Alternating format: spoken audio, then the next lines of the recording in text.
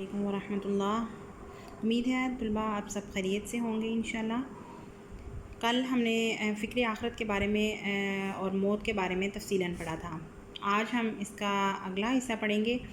इससे पहले हम डायरी देखते हैं। तदरीसी सिलसिला नंबर आज हमारा 9 है, तारीख़ 25/7/20 है। डायरी हमारी होगी जी फ़िक्र आखिरत की तैयारी, टॉपिक है ये, और पढ़ाई इसकी हम करेंगे और साथ इसके खाली जगह पूर करेंगे। अब हम इसकी पढ़ाई का बाकायदा आगाज़ करते हैं।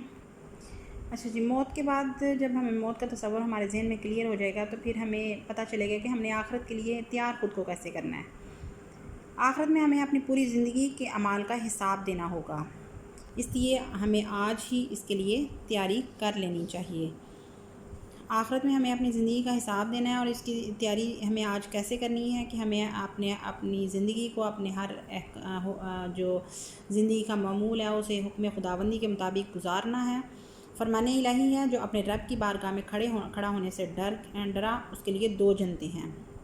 एक ये कि वो अल्लाह ताला से डरता रहा, मुत्तकी परहेज़गार बना और उसको जब अल्लाह ताला का दीदार नसीब होगा, एक वो उसको खुशखबरी मिलेगी और दूसरी उसके लिए जन्नत तैयार होगी, मतलब जन्नतुल फिरदौस।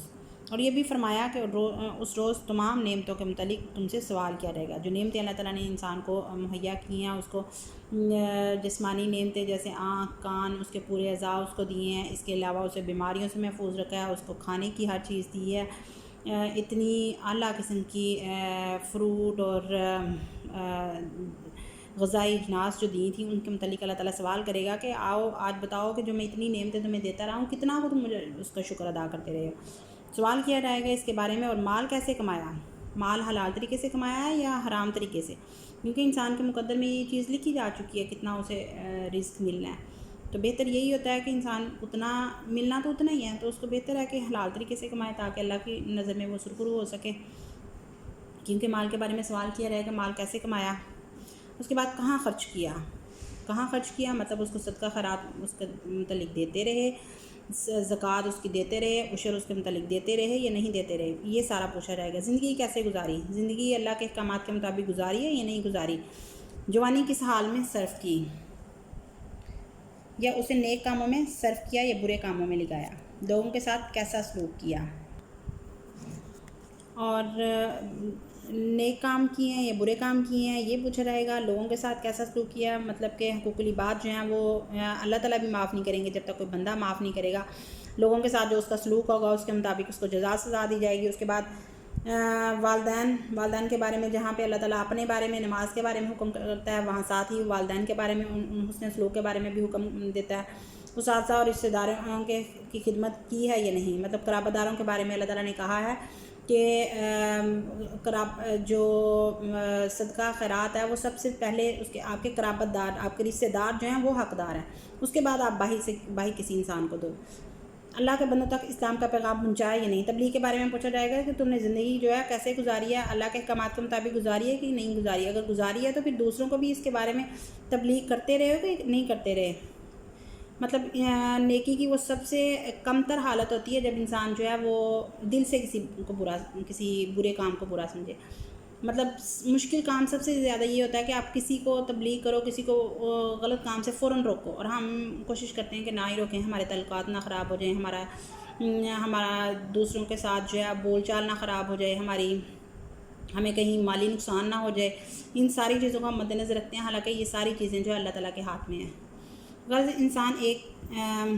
इंसान से एक बात का हिसाब लिया जाएगा, मतलब जिस तरह की उसने ज़िंदगी गुजारी, जो उसने काम किए, उन सब चीज़ों का हिसाब लिया जाएगा। अगर कोई इनकार करेगा तो ये ज़मीन और इंसान का अपना वजूद उसके ख़िलाफ़ गवाही देगा। मतलब उस दिन ज़ुबान नहीं बोलेगी, उस इंसान के हाथ पाँव, उसकी आँखें, उसके कान, हर चीज़ उसके जो उसने गुनाह या अच्छे काम किए उसके बारे में गवाही देगी। किरामन कातिबीन है वो फरिश्ते होते हैं जो हमारे नेकियां और बुराइयां जो हैं वो रजिस्टर पर दर्ज कर रहे हैं, जो इंसान की ज़िंदगी की एक बात का रिकॉर्ड तैयार कर रहे हैं। ये सब कुछ इंसान के सामने लाया जाएगा और इंसान अपने किसी गुनाह और जुर्म को छुपा ना सकेगा। मतलब इसके बारे में कहा जाता है कि इतने बड़े रजिस्टर होंगे जो हद्दे नज़र तक होंगे, जिसमें इंसान की ना कोई अच्छाई छुपी होगी ना कोई बुराई छुपी होगी। वो अल्लाह ताला की मर्ज़ी है कि वो अपनी रहमत से माफ़ कर दे।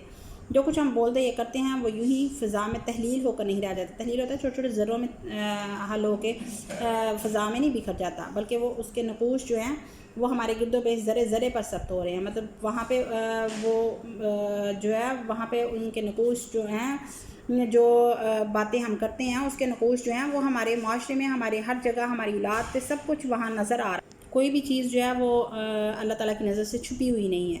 یہ بھی ممکن ہے کہ اللہ تعالیٰ کے فرشتے بھی ہماری پوری زندگی کی فلم کسی کمپیوٹر کیمرے کے ذریعے محفوظ کر رہے ہیں. مطلب وہ رجسٹر پہ ایک ایک چیز ہمارے بارے میں لکھ رہے ہیں. بہرحال ہم یہاں جو کچھ کر رہے ہیں آخرت میں اس کا بدلہ ملے گا. وہاں نہ بدلے میں کوئی چیز دے کر جان چھڑائی جا سکے گی. مطلب اس دن نہ کوئی سفارش کام آئے گی، نہ انسان کا مال، انسان کی جان، اس کی اولاد، کوئی کام نہیں آئے گی. صرف اس دن اس کے اپنے اعمال جو ہیں وہ کام آئیں گے. نہ کوئی حامی و مددگار ہوگا، بلکہ اس دن تو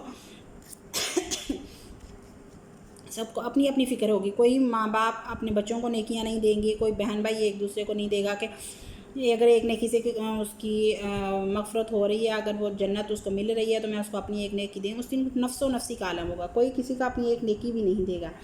فکر آخرت کے بارے میں ارشاد الہی ہے. ویسے تو فکر آخرت کے بارے میں ہم نے سورہ قاریہ میں پڑھا ہے، سورہ مزمل میں پڑھا ہے، ایک اور آیت سورہ حشر میں بھی ہے. یا ایھا الذین، اے لوگو، آمنو، ایمان والو، اتقوا، ڈرو اللہ تعالیٰ سے. اے لوگو ایمان والو، جب ایمان لے آتا ہے بندہ تو وہ اللہ تعالیٰ سے ڈرتا ہے، وہ متقی بننے کی پوری کوشش کرتا ہے. اور متقی وہی ہوتا ہے جو اللہ پہ ایمان لایا ہوتا ہے. ولتنظر، اور دیکھو، نفسن، اس جان کو، ما قدمت، جو تم نے کمایا، لغد، تمہارے ہاتھوں نے. وہ اس دن دیکھ لے گی ہر جان، ہر جاندار چیز جو ہے وہ دیکھ لے گی جو کچھ اس نے اپنے لیے آگے کما کے بھیجا ہے. واتقوا، ڈرو اللہ تعالیٰ سے. ان اللہ، بے شک اللہ تعالیٰ، خبیر، خبر رکھنے والا ہے ہر چیز کی، بما تعملون، ہر چیز کے بارے میں وہ جانتا ہے جو تم کرتے ہو. اے ایمان والو، ڈرتے رہو اللہ سے، اور چاہیے کہ دیکھ لے ہر ایک جی کیا بھیجا ہے کل کے واسطے، مطلب آخرت کے لیے اس نے کیا بھیجا ہے. اور ڈرتے رہو اللہ سے، بے شک اللہ کو خبر ہے جو تم کرتے ہو. یہ تو تھا سورہ حشر کا ترجمہ. اس کے بعد سورہ کاف میں بھی آخرت کے بارے میں بتایا گیا. سورہ کاف کے آخری رکوع میں فرمایا جو اپنے رب سے ملاقات کا امیدوار ہے اسے چاہیے کہ وہ نیک عمل کرے اور اپنے رب کی عبادت میں کسی کو شریک نہ ٹھہرائے. جو اپنے رب سے ملاقات، مطلب آخرت کا جو یقین رکھتا ہے وہ اس چیز پہ یقین رکھ لیتا ہے کہ اللہ سے ملاقات ہونی ہے اور میرے نیک اور برے اعمال جو ہیں وہ اللہ تعالیٰ کے سامنے پیش ہونے ہیں، تو وہ اللہ تعالیٰ کے ساتھ کسی کو شریک نہیں ٹھہراتا. وہ خالص توحید کی تبلیغ کرتا ہے اور اسی پہ عمل کرتا ہے. یہ تو تھی جی پڑھائی اس سبق کی. اب ہم اس سبق کی خالی جگہ دیکھیں گے. اس دن کیسے بچوں کے جو بچوں کو بوڑھا کر دے گا. یہ ہمیں پیچھے سورہ المزمل میں پڑھا ہے نا کہ اس دن کے قیامت کے بارے میں، جب کہ وہ جو بچوں کو بوڑھا کر دینے والا دن ہوگا. اس روز لوگ یوں ہوں گے جیسے بکھرے ہوئے پتنگے. یہ سورہ قاریہ میں ہم نے پڑھا ہے. اس دن پہاڑ ایسے ہو جائیں گے جیسے دھنکی ہوئی رنگ برنگ کی اون. جس کے نیک اعمال کے وزن باری ہوئے وہ دل پسند عیش میں ہوگا. مطلب جس کے اعمال صالحہ زیادہ ہوں گے وہ دل پسند، مطلب جس طرح کے اللہ تعالیٰ نے اسے وعدہ کیا جنت کا، وہاں وہ عیش میں ہوگا. قیامت کے دن سب سے پہلے نماز کا حساب لیا جائے گا. یہ ہماری خالی جگہ ہو گئی. اور ٹاپک ہم نے پڑھا ہے آخرت کی تیاری. یہ آپ لوگوں نے کل اچھے سے لرن کرنا ہے، اور یہ فلنگ دا بلینکس جو ہے یہ اپنی آپ لوگوں نے بک پہ سالو کرنی ہے. امید کروں گی کہ آپ لوگ اچھے طریقے سے اپنا لیسن یاد کریں گے. اللہ حافظ.